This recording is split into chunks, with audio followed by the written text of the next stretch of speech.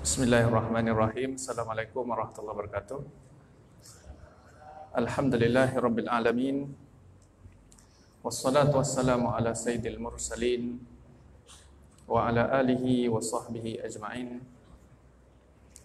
Rabbana iftah bainana wa baina qaumina bil haqq wa anta khairul fatihin. Rabbi shrah li sadri wa yassir li amri wahlul 'uqdatam min lisani yafqahu qawli. Subhanaka la ilma lana illa ma 'allamtana innaka antal alimul hakim. Wala haula wala quwata illa billahil aliyil azim. Yang berusaha, yang dimuliakan Tuan Pengurusi Majlis merangkap pengurusi masjid. Nak bersin pula. Yang dimuliakan, yang dikasihi rakan panel saya Ustaz Wais Al-Qarni, seterusnya seluruh jawatan kuasa masjid, dan seterusnya juga hadirin hadirat yang dimuliakan Allah sekalian. Alhamdulillah, pertama sekali sama-sama kita bersyukur kepada Allah Subhanahu Wa Taala. Kita dapat bersama pada malam ini dalam sesi Forum Muqarrabin yang telah dirancang ini dan dilaksanakan pada malam ini, dan seperti mana yang diminta oleh Tuan Pengurusi tadi untuk memperkenalkan, panel perkenalkan diri. Saya Mansur bin Sulaiman, rasa dah sebut nama tadi, pensyarah di UMP dalam bahagian pengajian umum ataupun sains kemanusiaan, lebih kurang gitulah.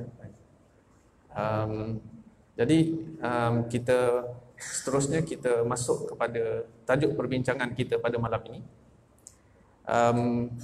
Tajuk yang terpapar di poster yang ada di pihak kami, ialah forum kita ini akan membicarakan tentang syafaat Nabi Muhammad sallallahu alaihi wasallam. Walaupun rasa bulan sekarang ni dah bulan apa ni? Dah hujung dah ni. Dah Rabiul Akhir dah. Tak apalah, kita bicarakan juga berkenaan dengan syafaat Nabi. Dan dalam poster disebutkan mendambakan syafaat Rasul sallallahu alaihi wasallam. Jadi untuk bincangkan tajuk ini, saya ingat saya akan mulakan dengan mengupas apa itu syafaat, untuk kita semua dapat gambaran apa yang dinamakan syafaat. Kita selalu sebut tentang syafaat. Ada banyak hadis-hadis tentang syafaat. Dan syafaat yang kita nak bincang di sini ialah syafaat Nabi Muhammad sallallahu alaihi wasallam. Secara umum, syafaat ini adalah anugerah yang diberikan oleh Allah kepada orang yang dipilih oleh Allah Subhanahu wa taala dalam bentuk satu doa istimewa yang dapat menyelamatkan seseorang yang lain dan juga dapat mendatangkan kebaikan kepada seorang yang lain. Itu yang dimaksudkan syafaat. Dan syafaat ini termasuk dalam kategori doa yang mustajab. Doa yang di sana implikasinya ialah seperti mana yang dikehendaki. Tetapi walaupun begitu, ia adalah termasuk dalam ketentuan Allah Subhanahu wa taala. Allah yang beri. Bukan milik mutlak orang yang dapat syafaat tadi, orang yang dapat memberi syafaat. Tetapi ia adalah anugerah daripada Allah kepada orang-orang yang tertentu. Dengan anugerah itulah maka ia ataupun seseorang itu boleh memberikan syafaat kepada orang lain. Perkara ini disebutkan oleh Allah Subhanahu wa taala dalam Al-Quran, dalam satu ayat yang selalu kita baca, iaitu dalam ayat kursi. Di tengah-tengah tu Allah menyebutkan, man zalladhi yashfa'u indahu illa biiznih. Yang lebih kurang maksudnya ialah hanya Allah lah yang dapat syafaat itu hanya dapat diberikan dengan izin Allah. Maksudnya apa? Sekiranya Allah tidak izinkan untuk syafaat itu berlaku, maka syafaat tidak berlaku. Di antara hadis-hadis tentang syafaat umum, kita baca, kita pernah jumpa hadis berkenaan dengan Nabi SAW menyebutkan apabila satu jenazah itu diuruskan dan kemudian jenazahnya disembahyangkan oleh 100 orang, maka ia boleh menjadi syafaat kepada jenazah tersebut. Dalam hadis yang lain menyebutkan 40 orang. Dan ulama tidak bergaduh tentang 40 dan 100 ini. Apa yang mereka kemukakan berdasarkan nombor. Ada Nabi kata 40, ada Nabi kata 100. Ulama membuat kesimpulan lebih kurang kalau ramai yang datang untuk solat jenazah kepada si mati tadi, datang dengan hati yang penuh tulus ikhlas, datang memang kerana Allah, memang datang untuk mendoakan si mati tadi dengan bilangan yang ramai, maka dapatlah syafaat kepada si mati tadi. Apa maksud syafaat tadi? Iaitu di sana ada kebaikan yang dapat pada si mati dan ada kejahatan yang terangkat. Itu yang dimaksudkan syafaat tadi. Tapi pada malam ini kita bukan berbicara tentang syafaat umum, tetapi kita nak membicarakan pada malam ini tentang syafaat Nabi Muhammad SAW. Di sana ada satu hadis yang masyhur, yang selalu diceritakan oleh ustaz-ustaz kita kalau cerita tentang syafaat ini, iaitu syafaat yang dipanggil sebagai syafaatul uzma, syafaat yang terbesar, yang tak diberikan kepada sesiapa pun melainkan seorang saja Allah berikan, iaitu hanya diberikan kepada Nabi Muhammad SAW. Sebab tu dipanggil sebagai syafaatul uzma, syafaat yang besar. Syafaat ini kalau kita baca dalam hadis Nabi Muhammad SAW, Nabi yang cerita, iaitu cerita tentang perkara akan datang yang belum berlaku, tetapi pasti akan berlaku pada masanya dan di tempatnya. Masanya ialah kita tak tahu bila, kerana masa itu ialah ketika masa yang kita lalui sekarang ini telah mati. Pada ketika itu ialah masa yang lain, yang kita tak boleh nak gambarkan masa itu. Sebab masa yang sedang kita lalui ini juga akan mati ketika mana berlakunya hari kiamat. Semua makhluk yang diciptakan oleh Allah akan fana, akan mati, akan hancur. Termasuklah masa yang merupakan makhluk Allah Subhanahu wa taala. Yang tinggal pada ketika itu ialah hanya Allah. Yauma ankana Allah wala syai'a ma'ah. Kalau kita baca kitab tauhid, itulah harinya yang dipanggil sebagai pada hari yang tidak ada kehidupan yang tinggal hanya Allah yang hidup dan tidak mati. Jadi pada hari kebangkitan semula, selepas semua mati, sampai satu masa Allah Subhanahu wa taala menghidupkan semua sekali. Makhluk yang pernah hidup, manusia dihidupkan semula. Termasuklah makhluk yang lain, sekiranya ada benda yang perlu dimahkamahkan pada hari itu. Sekiranya kucing ada sesuatu benda yang mana ada sesuatu perkara yang perlu dibicarakan, walaupun ia seekor kucing, maka ia akan dibangkitkan juga pada hari itu. Apatah lagi manusia yang telah ditetapkan ke atasnya tentang taklif ataupun tanggungjawab untuk mentaati Allah Subhanahu wa taala. Pada hari itu kebangkitan di mahsyar, manusia semua sekali dibangkitkan, dan dalam keadaan itu ia adalah merupakan keadaan yang boleh kita gambarkan sebagai keadaan yang sangat, boleh kita sebut huru-hara, boleh kita sebut sebagai satu yang menakutkan. Sebab apa? Sebab ketika Nabi cerita tentang kebangkitan pada alam mahsyar itu, Nabi kata manusia akan dibangkit dalam keadaan hufatan, uratan, iaitu dalam keadaan bertelanjang bulat dan masih tidak berkhatan. Aisyah bila dengar hadis ini, Aisyah bertanya Nabi Muhammad SAW, "Ya Rasulullah, orang tak malu ke pada ketika itu? Semua bertelanjang bulat, tak malu ke? Bersesak-sesak, Semua sekali. Daripada manusia yang pernah lahir di muka bumi ini, yang pertama sekali lahir, sehinggalah yang terakhir lahir, dalam keadaan seorang pun tidak berpakaian. Lalu kemudian Rasulullah berkata, pada hari itu semua orang sibuk dengan urusan masing-masing. Semua orang hanya memikirkan diri sendiri, sehingga tak sempat untuk memikirkan orang lain, apatah lagi melihat orang lain. Menggambarkan betapa huru-haranya hari itu. Pada hari itu, masa yang panjang, ada manusia yang pada ketika itu dibangkitkan dalam keadaan matahari seolah-olah sejengkal daripada kepalanya. Ada yang tenggelam timbul dengan peluhnya. Dan macam-macam lagi. Pada ketika itu, sampailah satu masa apabila telah dibahagikan, orang ni akan masuk syurga, orang ini akan masuk neraka. Orang yang akan selamat insya-Allah berjalan menuju satu arah. Orang yang tak berapa nak selamat dan tak selamat akan menuju ke satu arah. Pada ketika itu pintu syurga tidak dapat dibuka.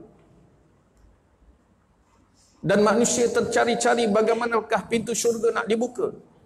Mereka yang terarah ke syurga, tetapi pintu syurga tak terbuka. Lalu pada ketika itulah manusia mencari orang yang boleh membantu mereka. Iaitu apa? Yang boleh memberikan syafaat.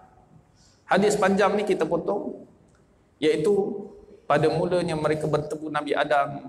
Nabi Adam kata dia tidak boleh memberi syafaat itu. Dan akhirnya bertemu dengan Nabi Muhammad. Lalu Nabi Muhammad sujud kepada Allah, memohon daripada Allah untuk dibukakan pintu syurga.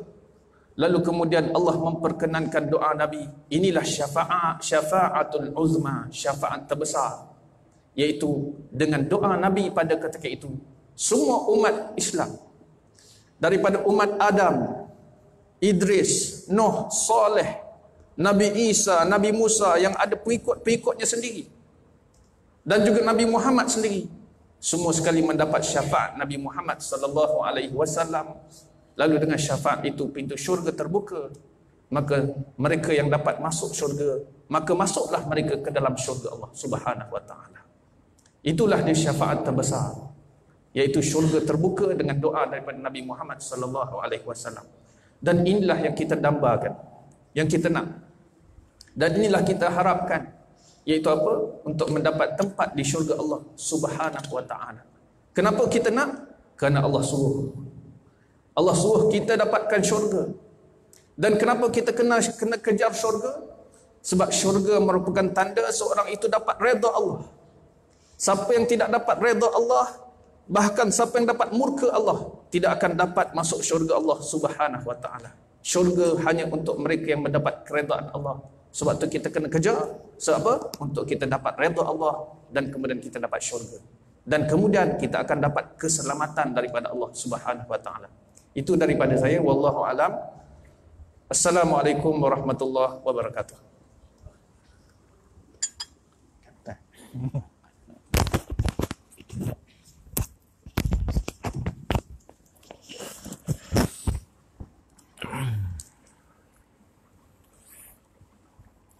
Alhamdulillah, alhamdulillah, thumma alhamdulillah. Terima kasih pada panel yang pertama, Dr. Mansur, dan seterusnya pada pengurusi masjid, ahli jawatan kuasa masjid, pegawai masjid, hadirin hadirat, muslimin muslimat yang dirahmati Allah Subhanahu wa taala.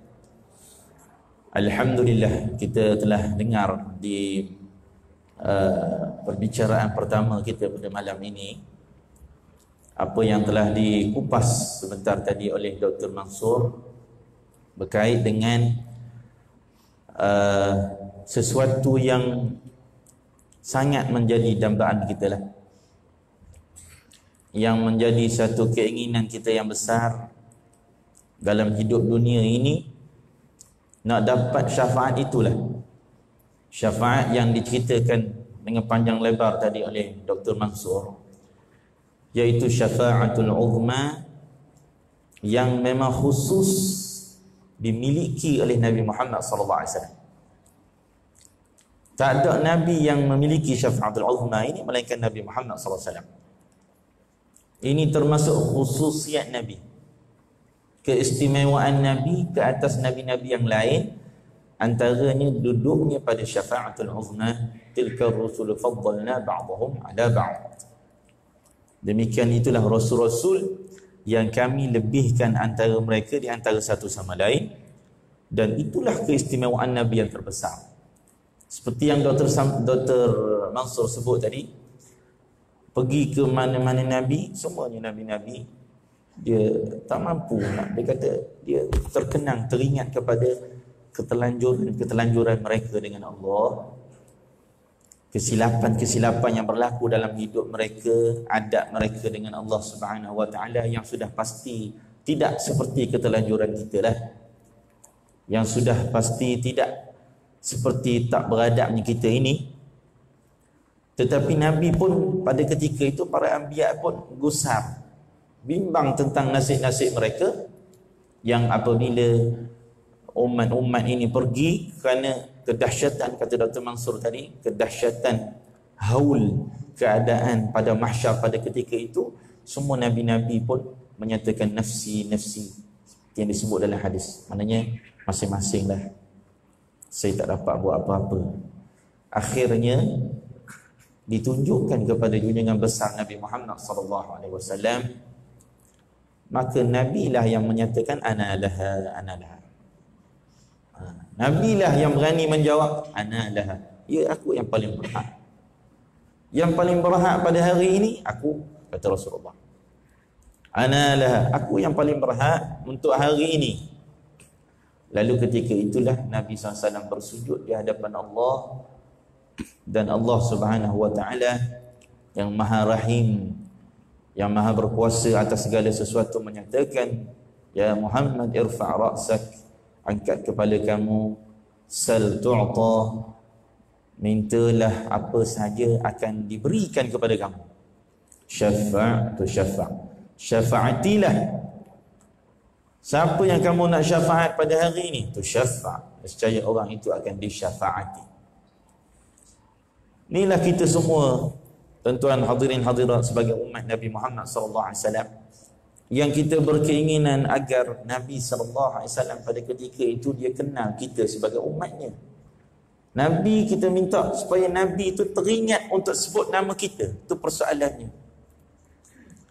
Nabi itu saat Allah menyatakan padanya syafa' tu syafa', syafa'atilah wahai Muhammad, kamu nak syafaat siapa hari ini? Ini syafa'atul uzma yang khusus dimiliki oleh Nabi kita, Nabi Muhammad sallallahu alaihi wasallam, yang kita mohon dengan Allah agar yang meniti di bibir Nabi itu nama-nama kita semua, nama kedua ibu bapa kita.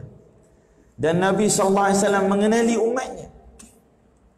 Ini menunjukkan, tuan-tuan, bila Dr. Samsur cerita kisah ni, ini menunjukkan macam mana Nabi nak sebut nama umatnya kalau dia tak kenal kita. Kita dah jauh daripada Rasulullah. Macam mana Rasulullah nak sebut, saya nak suruh syafaat orang ni, saya nak suruh syafaat orang ni. Dah kita kan jauh dengan Nabi. Ini menunjukkan apa, tuan-tuan? Ini menunjukkan benarlah sabdaan Nabi Muhammad SAW bahawa tu'radu alayya min a'malikum, dibentangkan kepada aku. Nabi beritahu dalam hadis, dibentangkan segala amalan-amalan kamu ini kepada aku. Semua amalan umat Nabi Muhammad dibentangkan kepada Nabi Muhammad, wahwa yang Nabi pada ketika ini di raudhahnya. Semua sampai kepada Nabi, tuan-tuan. Kalau zaman dulu, kalau orang boleh kata macam mana nak sampai satu keadaan sampai kepada orang yang duduk jauh. Kalau zaman dulu mungkin tak terbayang di akal, rupa-rupanya zaman hari ni pun sangat mudah benda tu dengan teknologi yang ada. Hari ni kita boleh tengok cerita situasi orang yang berada di hujung-hujung dunia, boleh tengok secara live pada hari ini. Maka tak mustahil amalan kita yang Nabi kata tu'radu alayya min a'malikum, dibentangkan kepada aku ini daripada amalan-amalan kamu. Setiap umat ni Nabi kenal. Sebab itu kita kena berhati-hati dengan tindak tanduk kita, setiap gerak-geri kita, kerana Nabi SAW kenal kita. Kalau tidak, macam mana nak sebut nama kita, tuan-tuan? Redak macam mana dia nak beri minum kita daripada telaga Al-Kautsar. Dia kenal kita. Lalu bila sampai amalan kita ni kepada Nabi SAW, Nabi kata, in wajadtu khaira fahamidullah ala dhalik. Jika aku mendapati bahawa amalan umat aku itu baik, fahamidullah ala dhalik. Aku pun memuji Allah Subhanahu wa taala di atas nikmat. Nabi, tuan-tuan, bukan hidup ketika hidup dia je. Di alam kubur dia pun masih sibuk dengan umat. Alam kubur Nabi pun sepatutnya Nabi dah aman dan selesa dia di alam kubur je. Tetapi mari hadis menceritakan kepada kita, bila Nabi tengok amalan yang baik kepada umat, daripada umat ni sampai kepada Nabi, fahamidullah ala dhalik. Aku memuji Allah, alhamdulillah.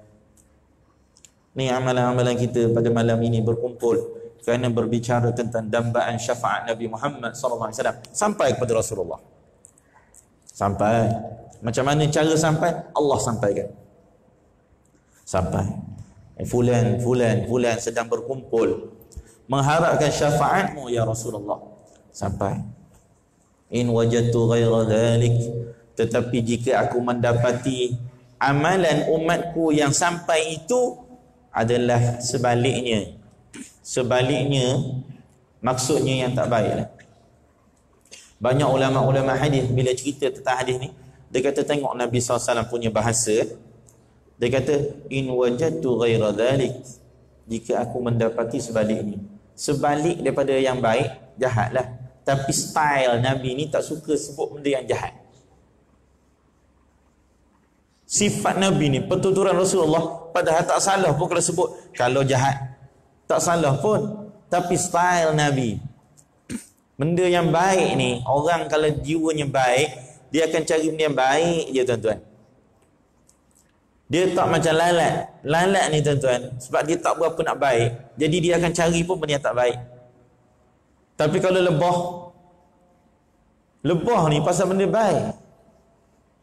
Masya Allah, benda yang banyak sifat-sifat baik yang kita kena contohi daripada sifat lebah. Maka bila lebah ni, bila dia benda baik, dia akan cari benda yang baik je. Benda yang manis, yang boleh menjadi asbab kepada penawar syifa kepada penyakit-penyakit kita pula. Itu sifat Nabi SAW. Jadi itu style Nabi.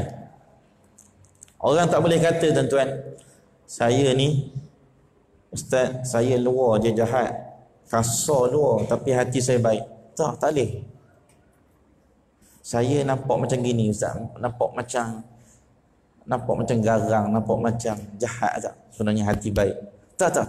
Hati pun jahat juga. Dia tak boleh macam saya ni dalam okey, luar je jahat. Dalaman ini, luaran itu cerminan bagi yang dalam. Cermin. Macam kita tengok cermin, bila kita tengok muka kita kat cermin, bila tengok yang dekat cermin tu tak lawa, jangan kata cermin salah. Ngarut cermin ni, dia pergi cermin yang kedua, tak lawa juga. Dia tak memang awak tak lawa.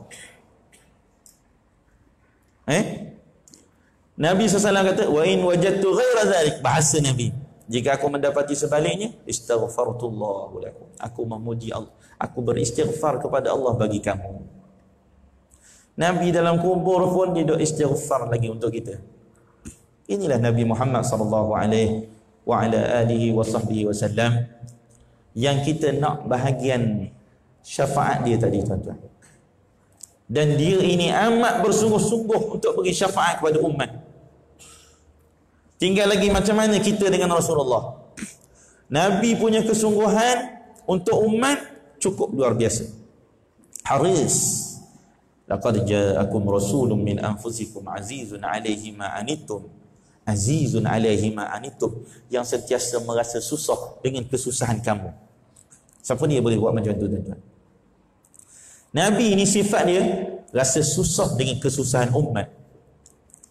Bila orang rasa susah, Nabi rasa kesusahan itu. Azizun 'alaihi ma anittum harisun 'alaikum bil mu'minin. Haris ni ulama kata, haris orang yang mempunyai sifat bersungguh-sungguh dengan umat, sangat menjaga kebajikan umat. Haris 'alaikum bil mu'minin, dia sangat jaga kepentingan orang-orang mukmin, orang yang beriman dengan Allah. Ini sifat Nabi. Sebab itu bila satu hari Nabi SAW jumpa dengan Sayyidatina Aisyah, Sayyidatina Aisyah kata, ya Rasulullah, tolong doa untuk saya. Memang style sahabat. Jumpa dengan Nabi, itu sahabat, itulah keuntungan para sahabat. Jumpa dengan Rasulullah je, ya Rasulullah, tolong doa ke saya. Nabi kata, Masya Allah. Nabi pun angkat tangan. Nabi kata, Allahumma ghafir li Aisyata ma taqaddamat wa ma ta'akharat wa ma asarrat wa ma a'lanat. Ya Allah, ampunkanlah Aisyah. Ampunkan Aisyah ni ya Rasul. Ya Allah, apa yang dosa dia pernah buat dulu dan dosa yang dia terkemudian. Apa yang tersembunyi, apa yang terang-terangan. Ampunkan segala-galanya dosa daripada dosa Sayyidatina Aisyah. Nabi doa. Sayyidatina Aisyah ni dia punya suka jatuh kepala dia. Dalam hadis tu kata tertunduk dia sampai kepala dia kena kepada peha dia. Tunduk. Allah suka. Kalau kita ni panggil, kalau orang terlalu suka sangat, dia panggil kerah perut, dia panggil.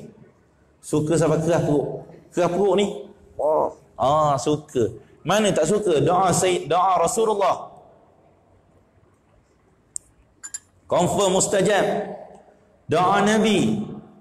Ya Allah, ampunkan Aisyah apa yang dulu, apa yang akan datang, apa yang tersembunyi. Sayyidina Aisyah suka.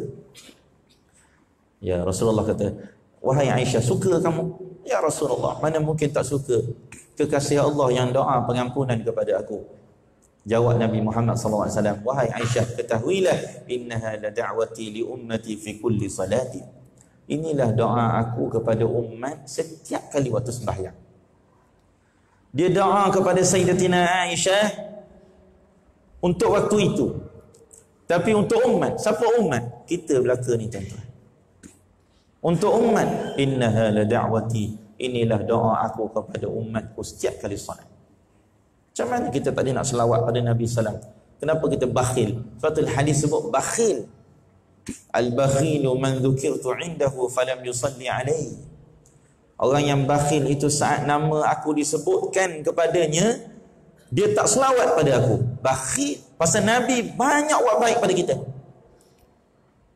Hari Jumaat tadi, siang tadi hari Jumaat, hari yang sepatutnya menjadi hari yang kita bersungguh-sungguh. Antara amalan yang sepatut diperbanyakkan adalah selawat kepada Nabi Muhammad SAW.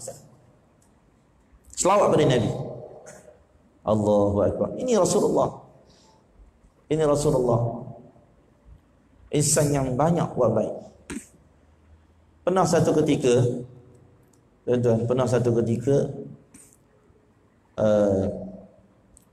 dalam satu hadis, Nabi ni tengah baca Quran sampai ayat yang dibaca oleh Sayyidina Ibrahim. Ayat yang selalu dibaca oleh Nabi Allah Ibrahim, surah Ibrahim. Rabbi innahun, Nabi baca, Rabbi innahunna adlalna kathiran minan nas faman tabi'ani fa innahu minni wa man 'asani fa innaka ghafurur rahim. Nabi Allah Ibrahim dia berdoa pada Allah, Rabbi innahunna adlalna kathiran minan nas. Ya Allah, kerunsingan Nabi Allah Ibrahim pada umat. Ya Allah, kaum aku ini ramai yang sesat. Kebimbangan Nabi Allah Ibrahim. Ayat itu dirakam dalam Al-Quran. Kebimbangan Nabi Allah Ibrahim kepada umat. Ya Allah, kaum aku ini, mereka ni ramai yang sesat. Faman tabi'ani fa innahu minni. Yang ikut aku, biarlah dia. Moga-moga dia daripada kalangan aku. InsyaAllah akan selamat bersama-sama dengan aku. Wa man asani, tetapi yang mengingkari aku, fa innaka ghafurur rahim. Nabi Allah Ibrahim pun runsing pada umat. Engkaulah yang maha pengampun ya Allah, yang maha pemurah. Ampunilah mereka ya Allah. Kemudian Nabi baca pula ayat yang dibaca oleh Nabi Allah Isa. In tu'adzibuhum fa innahum ibaduk. Ya Allah, jangan azab mereka ya Allah. Jika kamu azab mereka, mereka ni hamba-hambamu ya Allah. Semua sifat Nabi begitu. Bila Nabi baca dua ayat ni, mari sebab Nabi juga berfikir tentang umat. Allah, macam mana umat aku ini?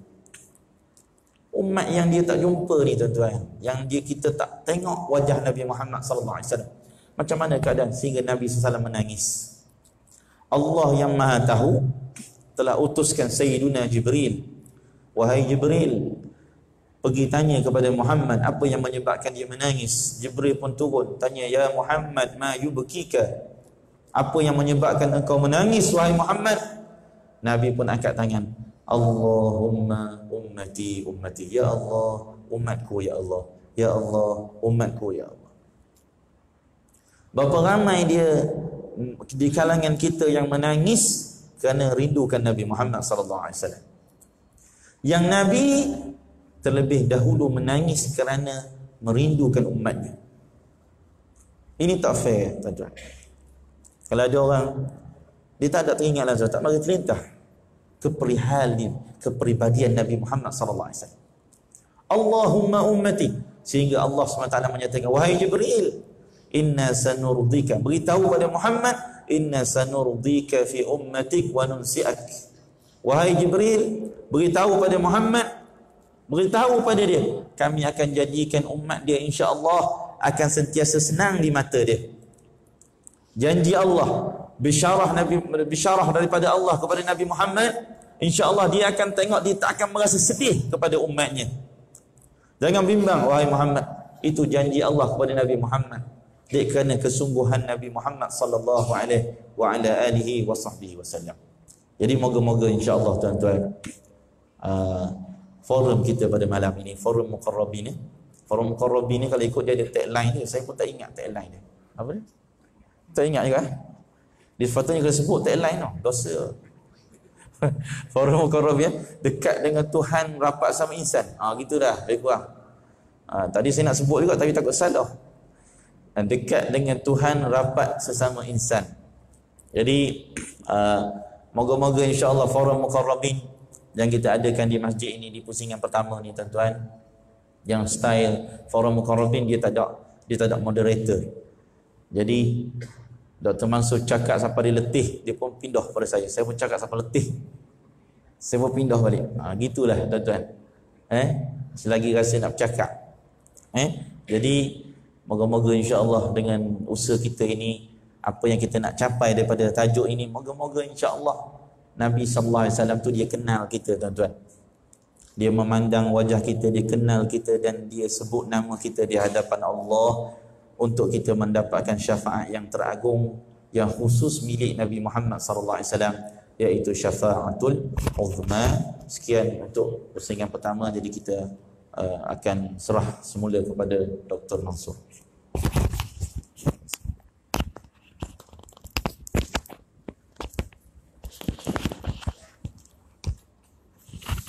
Bismillahirrahmanirrahim. Assalamualaikum warahmatullahi wabarakatuh. Sambung semula round kedua. InsyaAllah tak lama buat saya. Azan. Awak nak azan lah, kita berhenti azan.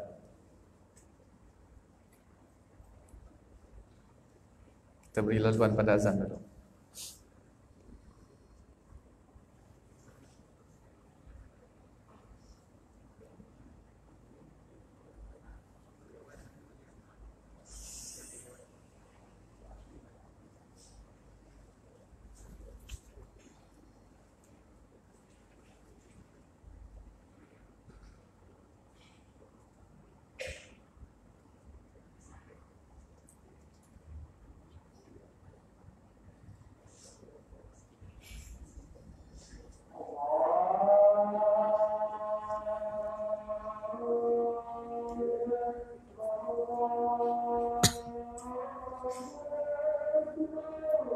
Allah Akbar, Allah Akbar.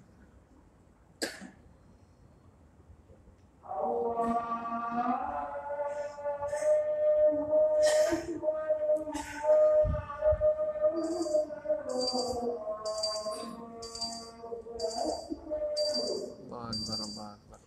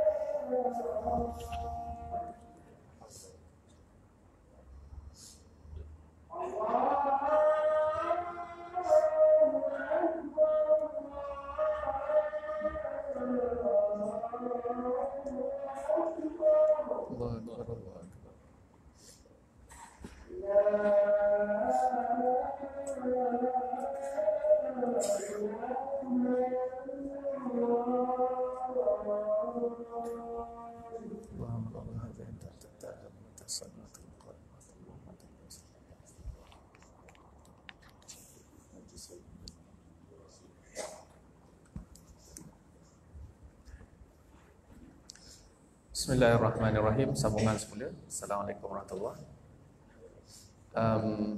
Tadi kita ada bincang tentang syafaat. Antaranya kita sebut syafaatul uzma, syafaat yang teragung, terbesar yang diberikan kepada Nabi Muhammad sallallahu alaihi wasallam. Jadi kita masih lagi cerita syafaat lagi.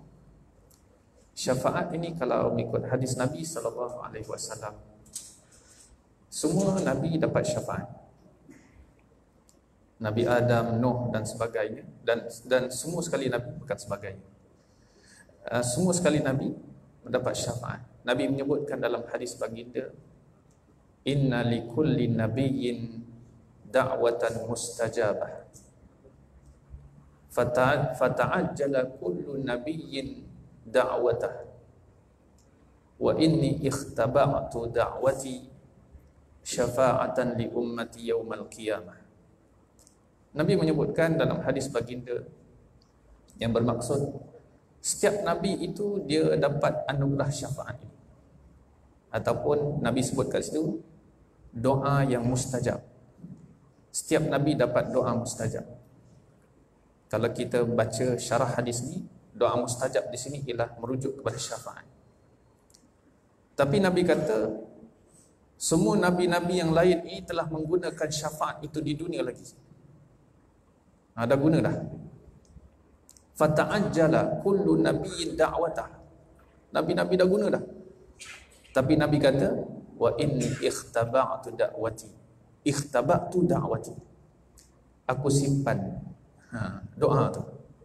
Syafa'atan li ummati yaumal qiyamah.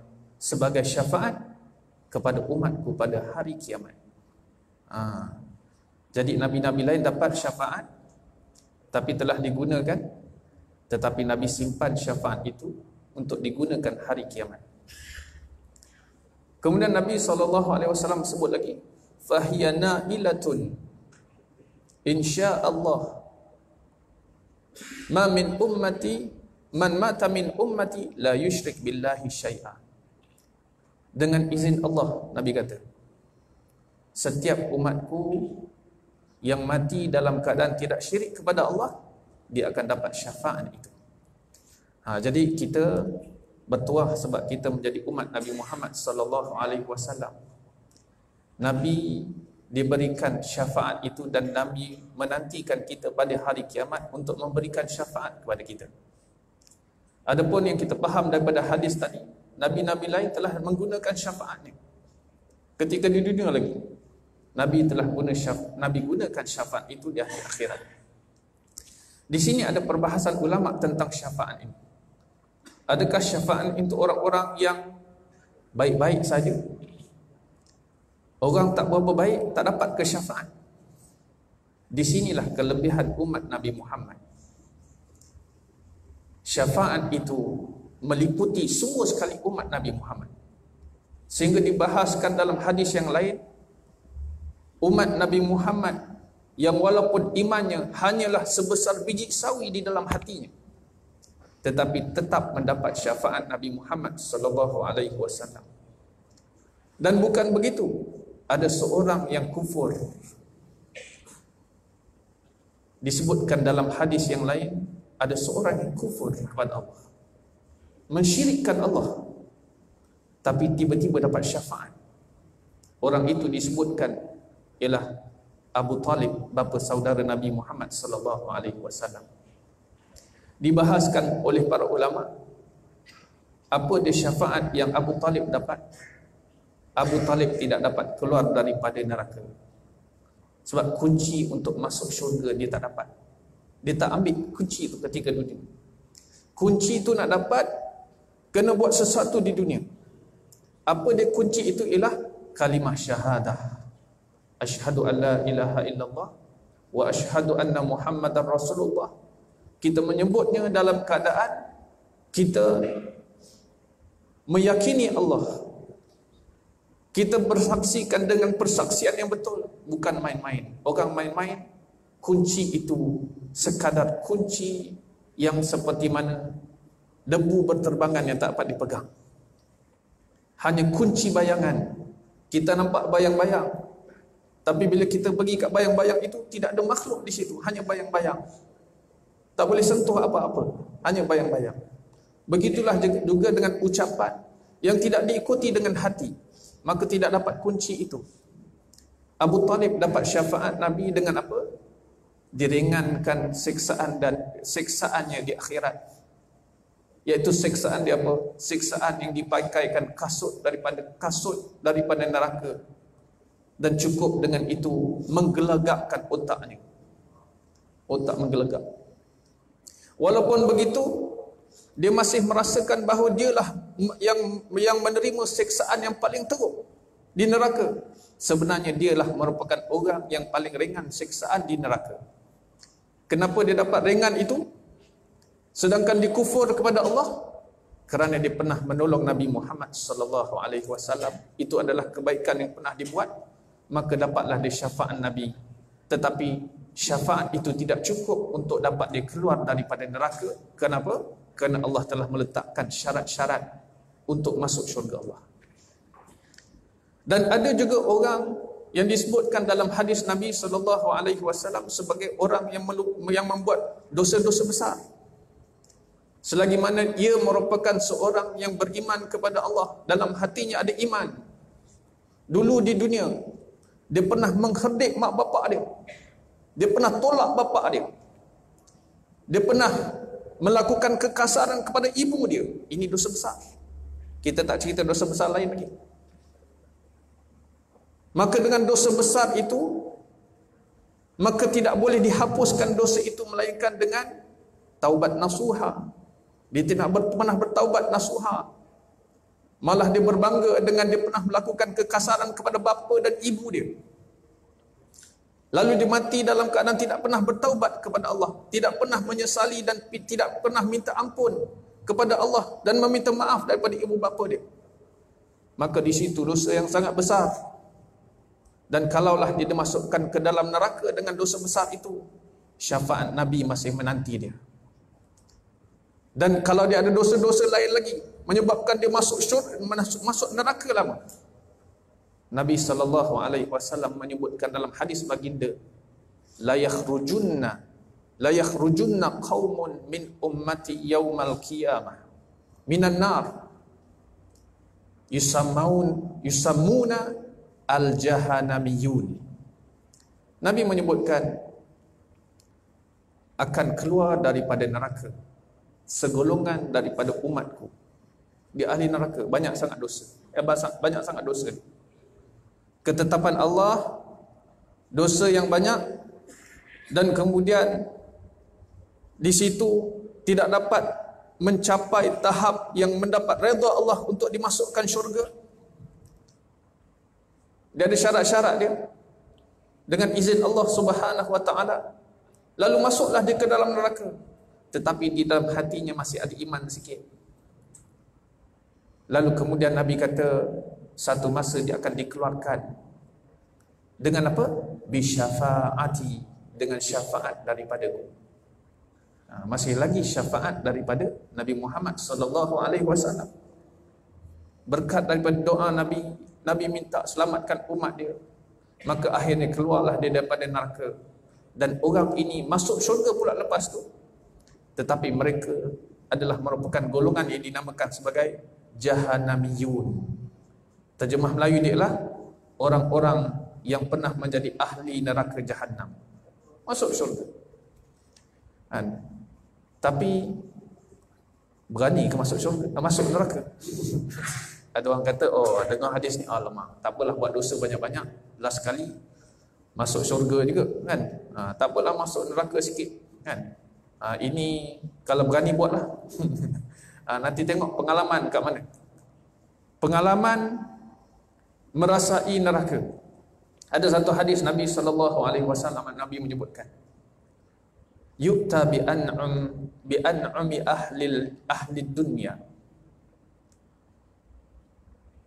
Pada hari akhirat nanti akan diambil seorang yang merupakan orang yang paling senang kat dunia, paling melimpah ruah nikmat dekat dunia. Tapi kemudian di neraka, di hari akhirat nanti dia jadi ahli neraka. Lalu kemudian dia dicelupkan sekejap dulu ke neraka. Celup sekejap, tarik semula, celupan sikit je. Summa yuqal, kemudian ditanya pada dia, ya bani Adam, hal ra'aita khairan qattu, hal marra bika na'imun qattu. Wahai anak Adam, ada orang panggil dia. Setengah ulama menyebutkan malaikat tanya dia, wahai anak Adam, adakah kamu pernah melihat kebaikan? Adakah kamu pernah merasai nikmat? Kemudian dia kata, qala wallahi ya Rabb la, wallahi la ya Rabb. Demi Allah, wahai Tuhan, aku tidak pernah merasai kesenangan, aku tak pernah melihat kebaikan. Maksudnya apa? Dulu dia merupakan ahli, orang kat dunia ni paling senang, paling kaya, paling mewah, paling tak pernah sakit, paling semua sekali nikmat dunia depan. Dan kemudian bila dia celup dalam neraka sekejap je, celup sekejap je, belum masuk betul-betul lagi. Pada ketika itu dia seolah-olah tak pernah merasai kesenangan yang pernah dilalui kat dunia, walaupun dia lah orang paling dapat nikmat di dunia pada ketika itu. Jadi siapa yang rasa boleh lalui itu, bolehlah try. Kan? Tapi siapa boleh jamin kalau kita buat maksiat ini kemudian kita mati dalam keadaan Islam? Syarat nak dapat syafaat Nabi ialah kena mati dalam keadaan Islam, kan? Sebagai umat Nabi. Jadi apa yang patut kita buat? Kita ikutlah jalan Nabi Muhammad sallallahu alaihi wasallam. Sikit lagi, satu lagi, apa perlu kita buat? Kita kena buat sesuatu. Apa dia? Beramal dengan cara hidup yang dibawa oleh Nabi Muhammad sallallahu alaihi wasallam. Macam mana kita nak jadi seorang yang boleh ikut cara Nabi? Pertama sekali, kita kena cinta Nabi. Pernah seorang sahabat datang jumpa Nabi. Dia bertanya Nabi, mata sa'ah? Bila kiamat, wahai Nabi Muhammad? Kemudian Nabi jawab, ma'a'adatta laha, apa yang kamu dah siapkan untuk hari kiamat tu? Tanya-tanya ni, dah siap pun? Dah siap benda-benda tak? Kemudian dia kata, la syai', aku tak ada siap apa-apa pun lagi. Illa inni uhibbullaha wa rasulah, melainkan satu je, aku sangat cinta Allah dan Rasulnya. Kemudian Nabi kata, anta ma'aman ahbabta, engkau akan bersama dengan orang yang kamu cintai. Jadi kita kena tanamkan dalam diri kita cinta Allah dan Rasulnya, maka kita akan dapatlah bersama dengan Allah dan Rasulnya, iaitu apa? Kita dapat masuk syurga Allah Subhanahu wa ta'ala. Jadi tanamkan cinta kepada Nabi, insya-Allah di sana Nabi memang sangat cintakan kita. Cuma kita je yang tak perasan Nabi cinta kita. Jadi tanamkan juga cinta tu, insya-Allah kita akan dapat syafaat. Cinta ni macam mana? Cinta je, saya sayang Allah, saya sayang Rasul. Betul kan? Kita kena faham apa makna cinta. Ada satu gambar, banyak kali saya cerita ceramah-ceramah tempat lain. Dapat gambar WhatsApp dah 3-4 bulan lepas dah. Ada orang tahu.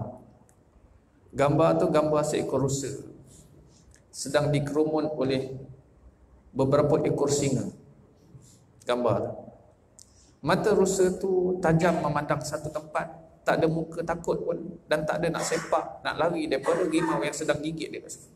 Keliling rumun dia. Gambar itu diambil oleh seorang jurugambar profesional. Dan kemudian dalam catatan gambar tu, dia kata, dia buat background dia, rusa ini sebelum itu duduk jauh daripada singa-singa tadi. Kemudian kebetulan anak dia yang masih kecil dikejar oleh singa-singa itu. Kemudian dia daripada jauh dia lari, kejar ke anak dia. Dan kemudian dia mendekati singa tu.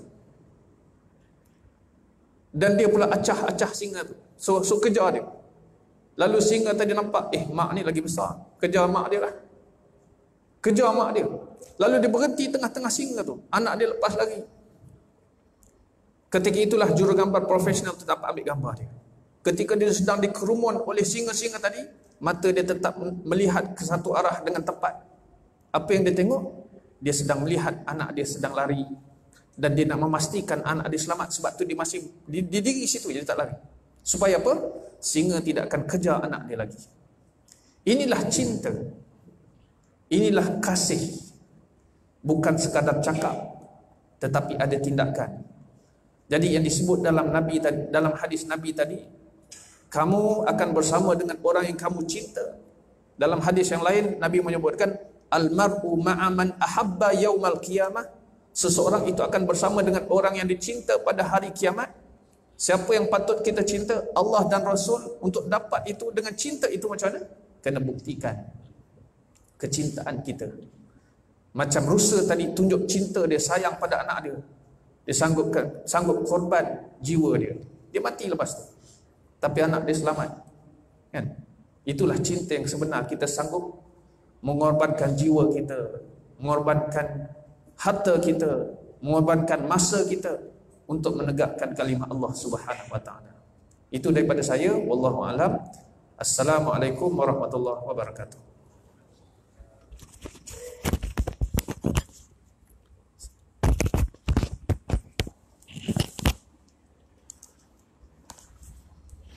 Alhamdulillah. Jadi kita telah dengar tadi daripada Dr. Mansur berkait dengan bagaimana kita nak mendapatkan syafaat.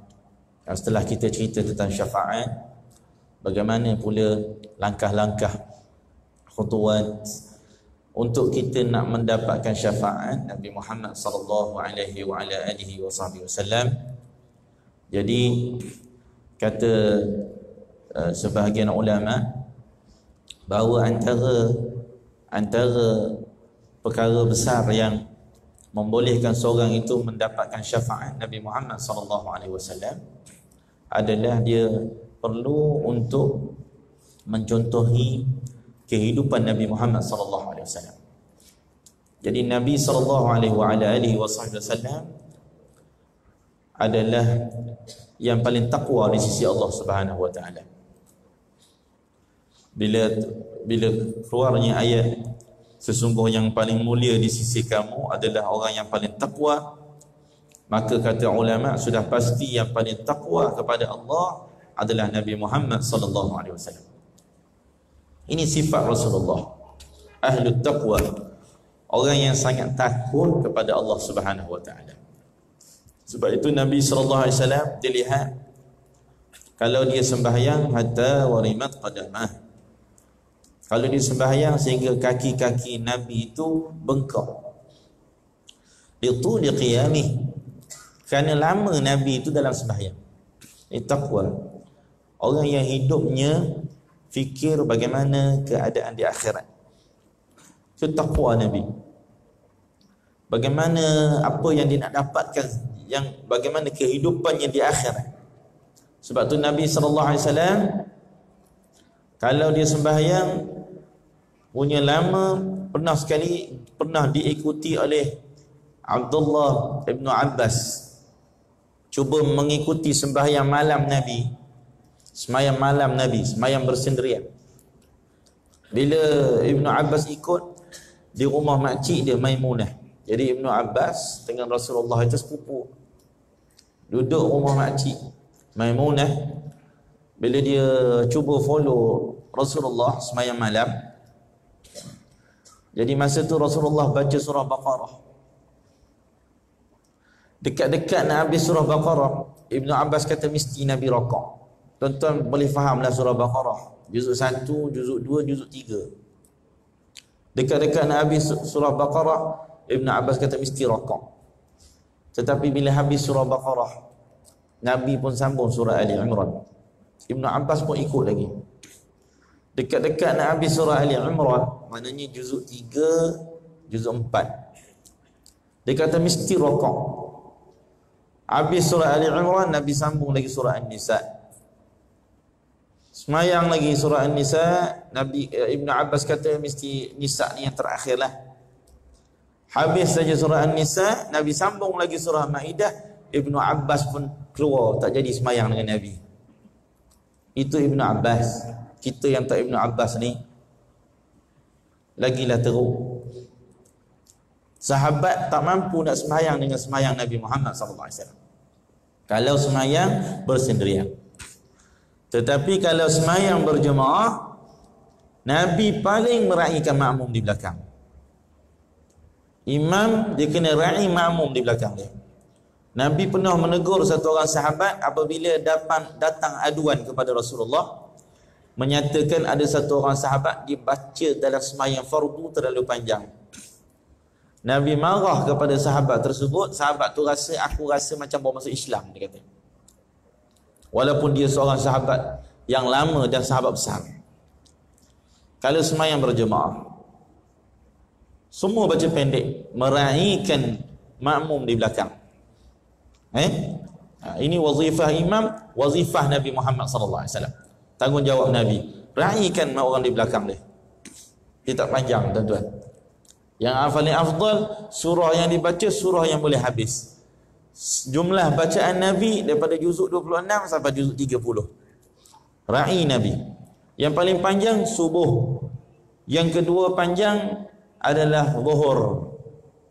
Kemudian yang sederhana awsatul mufassal, sembahyang asar dan juga sembahyang Isya. Yang paling pendek sembahyang maghrib. Pendek. Tetapi time qiyamul lail Nabi sallallahu alaihi wasallam panjang. Panjang Nabi itu. Ahlu taqwa. Kalau dia sujud berdebar Sayyidatina Aisyah kerana menyangka seolah-olah roh Nabi itu dicabut saat dia bersujud kerana terlalu lama sujud Nabi Muhammad sallallahu alaihi wasallam. Ini bahagian yang kita nak contohi. Merasa kelazatan dalam ibadah. Nabi sampai ke satu tahap ibadah itu rasa sedap, rasa seronok. Bila baca Quran, diulang-ulang satu ayat tadi sambil dalam keadaan menangis. Adanya tadabbur dalam pembacaan Al-Quran. Ini kualiti amal. Liyabluwakum ayyukum ahsanu amala. Jadikan hidup dan mati supaya dia nak uji kamu, bukan nak uji yang paling banyak amalan, bukan aktsaru amala, tapi ahsanu amala, yang paling ada kualiti. Sebab tu salat Nabi SAW, salat yang ada kualiti, bersama dengan adanya lazat dalam salat. Ini ibadah yang kita nak mencontohi kehidupan Nabi, adalah dari segi sudut kelazatan dalam ibadah. Orang sembahyang panjang ni tuan-tuan, orang yang dia sedap dalam salatnya. Sedap. Sebab itu Imam Ahmad bin Hanbal di dalam tarikhnya, sejarahnya menyatakan Imam Ahmad bin Hanbal, dia kalau sembahyang sunat setiap malam 300 rakaat. Sembahyang sunat malam 300 rakaat. Melainkan setelah dia keluar daripada penjara, kena pukul, kena cemeti di atas belakang dia. Allah, sakit. Dia kata dah kurang sikit ibadah aku. Berapa? 150 rakaat. Kurang, dia kata. Imam Ahmad bin Hanbal, Imam Abu Hanifah, hampir setiap malam selepas isyak, mula solat dia akan berakhir subuh. Dalam 2 rakaat dia akan khatamkan 30 juzuk Al-Quran. Ini kalau tak sedap, tak lazat seperti kelazatan Nabi dalam ibadah, tak boleh buat, tuan-tuan. Kalau kita buat juga, jadi keterpaksaan. Malam ni selepas habis forum Muqarrabi, insya-Allah ada salat sunat, contohnya, tuan-tuan, contohlah, bukan betul tak? Contoh, akan diimamkan oleh imam masjid. Akan bermula selepas Isya, dibuka mushaf di hadapan, tak payah 30 juzuk, kita ambil 15 juzuk je dulu, 15 juzuk. Tuan-tuan ikutlah, sebab saya nak baliklah, saya Dr. Mansur akan baliklah. Tapi tuan-tuan akan ikut imam, barangkali boleh. Boleh, mungkin sampai pukul 2 pagi, pukul 3 pagi. Nanti besok ni pengusi elan lagi. InsyaAllah kita nak buat lagi 15 juzuk. InsyaAllah tak ada orang dah. Sebab kita pahit. Kita sembahyang, kita rimah. Tak ada kelazatan dalam ibadah kita. Tak sedap, tuan-tuan. Kita baca Quran tak sama macam kita tengok Facebook. Orang tengok Facebook ni seronok. Dia macam tak sedar. Tak sedar masa berlalu setengah jam, sejam. Orang zaman dulu baca Quran tak sedar kerana keasyikan, keseronokan di dalam bacaan Quran. Seronok dia baca Quran. Inilah yang kita nak ambil daripada amalan Nabi Muhammad SAW, yang kita nak belajar bagaimana sembahyang kita, sembahyang yang ada kualiti. Sembahyang yang ada kualiti, yang mengikut cara Nabi, inilah sembahyang yang menarik pertolongan Allah. Barulah 2 rakaat kita akan jadi macam 2 rakaat Tariq bin Ziyad, yang dia boleh berjalan. Di antara yang hadir dalam angkatan tentera itu adalah Abu Hurairah. Dalam keadaan dah tak ada kapal, disebut dalam Hayatus Sahabah, dah kapal tak ada, apa tak ada, tapi nak kena seberang juga laut. Maka pimpinan dia kata, kita salat hajat 2 rakaat. Semua sembahyang hajat minta dengan Allah. Sebab semua makhluk ini di bawah tadbir Allah Subhanahu wa taala.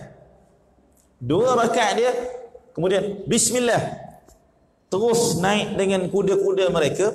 Kata Abu Hurairah, aku dengar tapak kaki kuda itu kelekuk seolah berjalan di atas padang pasir yang tandus. Walau dalam air, tuan-tuan. Sembahyang hajat yang ada kualiti. Sembahyang hajat, inilah dia kekurangan kita.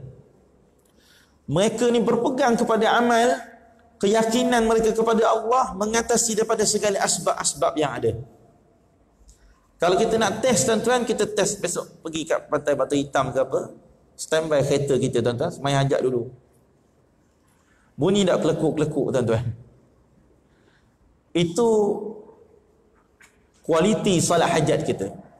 Solat hajat yang terus tarik pertolongan Allah.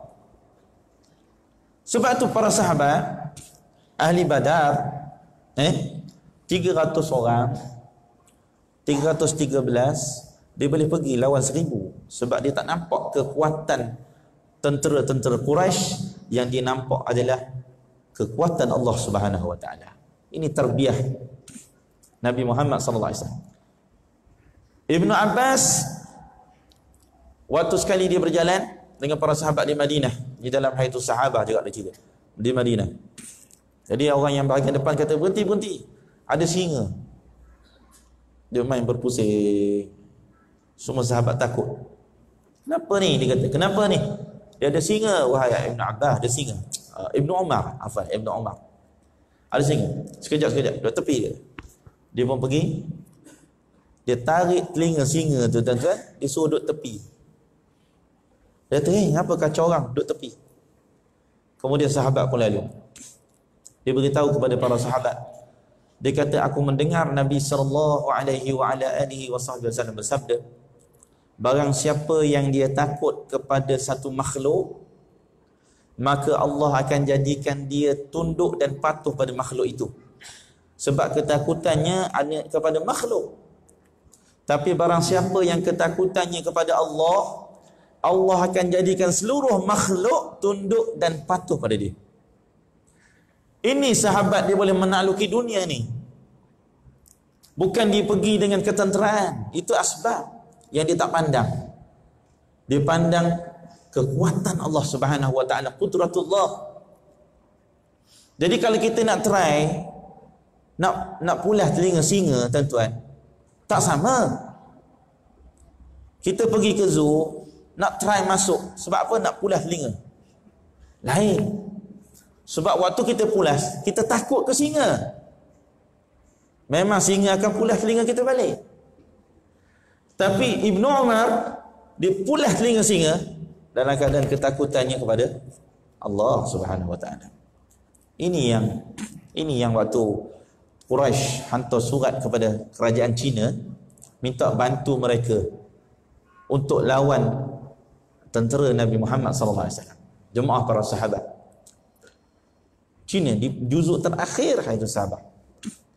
Kerajaan Cina, raja Cina tanya dulu, macam mana sahabat ni, orang Islam ni macam mana? Mereka tunai tak perintah Tuhan mereka? Ya, mereka sangat kuat. Quraisy dia jujur. Tunai perintah Tuhan mereka buat nak. Tak ada satu yang mereka menyalahi.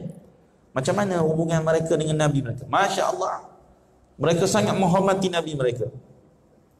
Macam mana mereka dengan perkara-perkara mungkar? Adakah mereka menunaikan hak orang, menjaga kebajikan? Ya, mereka sangat menjaga kebajikan. Kata Raja Cina, kalau aku hantar tentera berbaris daripada Cina dan hujungnya duduk di Jaziratul Arab sekalipun, berbaris seramai itu tentera, kamu tak boleh lawan bangsa ni.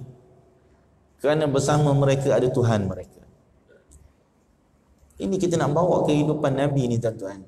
Dan juga tarbiyah yang Nabi telah bekalkan kepada para sahabat, nak bawa dalam zaman kita hari ini. Baru kita, antara sebab kita mendapat syafaat Nabi adalah kita akan merasa redha dengan keredaan Nabi dan kita membenci dengan apa yang dibenci oleh Nabi Muhammad sallallahu alaihi wasallam.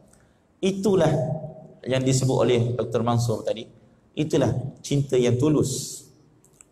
Kalau kita boleh segala apa yang Nabi suka, itu menjadi kesukaan kita. Apa yang Nabi benci, itu menjadi kebencian kita. Kita nak berusaha ke arah itu, tuan-tuan. Itu baru dari segi sudut yang kita dapat kongsikan di sini sehingga saat inilah. Dari segi sudut apa nak ikut Nabi tadi? Dari segi sudut taqwa Nabi, kehidupan Nabi, hubungan Nabi itu dengan Allah. Barulah di sana Allah akan beri kepada kita kemenangan di dunia sebelum akhirat. Kepincangan umat Islam pada hubungannya dengan Allah. Kita hari ini telah tertewas hanya dengan apa? Hanya dengan kebendaan yang ditawarkan kepada kita. Walhal kebendaan itu belum pasti. Itu pun kita kalah dah. Macam mana kita nak berhadapan dengan Dajjal? Dajjal memiliki segala senjata dan kekuatan. Allah beri pada dia. Ekonomi dipegang oleh Dajjal. Memang manusia susah waktu itu. Saat susah itu Dajjal datang beri tawaran. Orang yang dia tak belajar untuk bila ada masalah kembali pada Allah, bila ada masalah kembali pada Allah, dia amat berisiko untuk hidup di zaman itu. Kerana saat dia susah, ada orang tawar pertolongan. Kerana hidup dia dalam kepala dia adalah materialistik. Orang yang hidup secara kebendaan. Mesti nak senang, mesti duit. Bila kita sakit, kita makan ubat. Bila gini, semua kebendaan. Tak nafikan asbab untuk mengambil ubat. Tetapi berapa ramai orang bila sakit salah hajat dulu. Tapi tak, sebab dia tak apa yakin nak sembahyang hajat apa. Sebab betul ke Allah boleh sembuhkan? Saya demam ni, kena makan ubat. Makan ubat ikhtiar, usaha dan ikhtiar, dibenarkan oleh syarak. Tetapi apa ramai orang, dia lebih melihat yang menjadi asbab penyembuhan kepada dia adalah ubat. Nak pergi hospital, Allahu Akbar, ya Allah sembuhkanlah. Ya betul. Siapa yang bagi sembuh? Hakikat sebenarnya Allah yang menyembuhkan. Tapi masalah apa di situ? Masalah tauhid.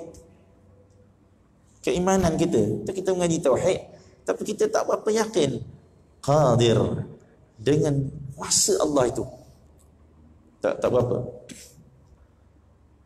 Sembahyang hajat dulu. Hari ini sembahyang hajat menjadi pilihan terakhir. Bila doktor dah kata dah buat baliklah ni pasal dah teruk dah, kita pun baru cari Tok Imam. Tok Imam terdoa sikit. Terdoa sikit. Las. Sebab apa? Kuasa manusia dah habis dah, nak harap kuasa Allah. Baru nak harap kuasa Allah lah dah. Doktor suruh balik dah, baru harap kuasa Allah. Itu pun kadang-kadang bukan harap kuasa penyembuhan pun, nak suruh cepat sikit lah pasal penyusuh. Pasal banyak menyusuh dah akhir-akhir ni lah minit ni jadi susah. Minta cepat kalau boleh besok Ustaz. Sebab apa? Manusia dah terbiasa begitu, pergantungan dengan asbab. Sampai satu zaman asbab tak ada. Zaman ekonomi dipegang oleh Dajjal. Jadi orang mukmin akan lari di puncak-puncak gunung. Orang pun tanya pada Rasulullah, ada orang mukmin makan apa? Macam mana dia melangsungkan hidupnya? Ketika itulah disebutkan bahawa makanan orang mukmin adalah zikrullah. Tuan-tuan, sampai satu tahap dah asbab nak makan tak ada, tetapi yang melangsungkan kehidupan kita pada ketika itu adalah zikir. Subhanallah, subhanallah, Allah yang beri kenyang, Allah. Tak ada asbab depan mata, Allah yang beri kenyang, subhanallah, subhanallah.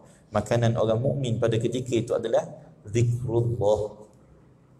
Kita hari ni tak biasa kita sebab asbab ada sama nak makan, nak lapar cari makan. Sampai satu tahap memang kena bulat tauhid dengan Allah, kena bulat. Makanan orang mukmin pada ketika itu adalah zikir. Hari ni kita zikir tak kenyang tuan-tuan. Waktu tahlil la ilaha illallah, itu dah paling lapar sekali. Itu dah saat makanan dah nak keluar, la ilaha illallah, tak kenyang tuan-tuan. Sampai satu tahap zikir kenyang. Kelangsungan hidup orang Islam pada ketika itu sebab apa? Bulat dengan Allah. Tapi orang yang selalu berpaksi kepada material, kebendaan, dia amat berisiko waktu duduk di akhir zaman. Ni baru kuncup-kuncup, belum lagi Dajjal. Dan kita susah pula. Jadi moga-moga insya-Allah tuan-tuan, kita nak, di sinilah kita hauskan berhajat kepada syafaat Nabi Muhammad sallallahu alaihi wasallam. Yang kita akan dapat hadiun Nabi itu, petunjuk Nabi daripada melalui hidayah daripada Allah, melalui hubungan kita dengan Allah, hubungan kita dengan Nabi Muhammad sallallahu alaihi wasallam. Lepas tu kita tak nak putus ni. Tak nak putus kita hubungan dengan Nabi ini melalui kita mengikut perjalanan Nabi. Beza kita seperti yang Dr. Mansur sebut. Yang terakhir saya nak sentuh. Beza apa? Orang ikut Nabi dengan cinta. Itu poin besar. Ada orang ikut, kita kena ikut Nabi tapi tak ada kasih. Ikut Nabi dengan kasih, beza. Para sahabat ikut Nabi tapi kecintaan mereka kepada Nabi luar biasa. Ikut dengan kasih, bukan main ikut. Kita ikut Nabi, tak pernah ingat pada Nabi, tidak ada hubungan dengan Rasulullah. Nabi kata orang yang paling kuat, yang paling cinta kepada aku di hari akhirat, paling cinta kepada aku nanti di akhir zaman, nasun yakunu min ba'di, ada sekelompok manusia mereka datang selepas aku, yawaddu ahaduhum law ra'ani bimalihi wa ahli. Mereka ni punya cinta nak bertemu dengan aku lebih cinta kepada keluarga dan harta benda mereka. Nak tengok Nabi. Ini orang hidup zaman sekarang. Nabi kata inilah orang yang paling cinta kepada aku. Nak tengok Nabi, nak sentiasa menyantuni kehidupan Nabi, nak tiru setiap gerak-gerak Nabi.